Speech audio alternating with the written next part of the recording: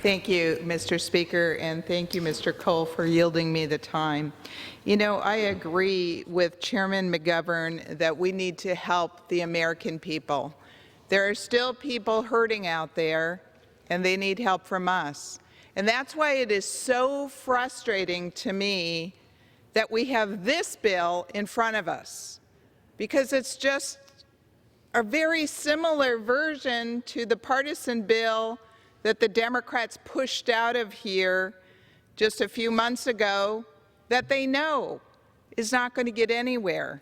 And so I remember that in the media seeing how Democrats in the House and swing districts were asking, pleading with Speaker Pelosi to please negotiate with the Republicans and the President to actually get a bill that will be passed and signed into law. Because after all, you all know that if you really want to help the American people, you have to have a bill that is actually able to get signed into law, and this bill is not it.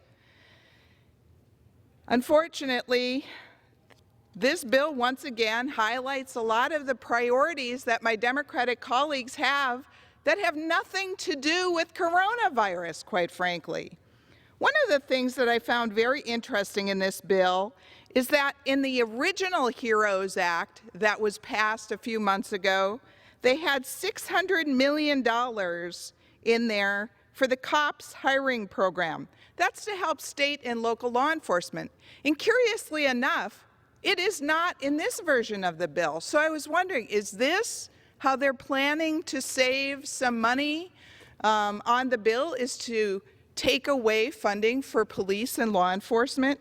Also, in this bill, once again, is extending the extra $600 a week in unemployment assistance into the beginning and through spring of next year.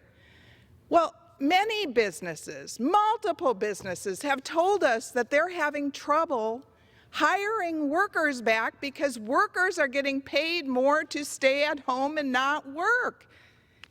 This is right here in that bill, in this bill right now. We cannot pay people more to stay home and not work. We need to incentivize them to come back to work. This bill also allows illegal immigrants to get $1,200 stimulus check and their children $500 stimulus check. And that's right here in this language, right here in this bill. American citizens, my taxpayers in Arizona, do not want to subsidize illegal immigrants. This bill also removes safeguards in the Paycheck Protection Program. Gentlelady's time has expired. Speaker, I yield the gentlelady an additional minute. The gentlelady is recognized for another minute. This bill also removes any protections from using taxpayer dollars to fund abortions. That's right here in this bill. This bill, as Representative Cole also said, federalizes elections. In fact, it prohibits states from requiring voter ID. Arizona requires voter ID. This bill would take that away. It also legalizes ballot harvesting. Arizona opposed. The legislature said no ballot harvesting. This would bring it right back, right here in this bill.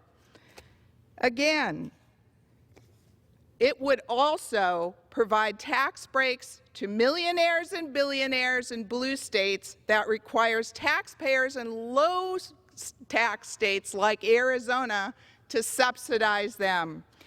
That's why we can't support this bill. There's too many poison pills. Please come up with something that we can agree on to help the American people, and I yield back. Gentlelady's time has expired.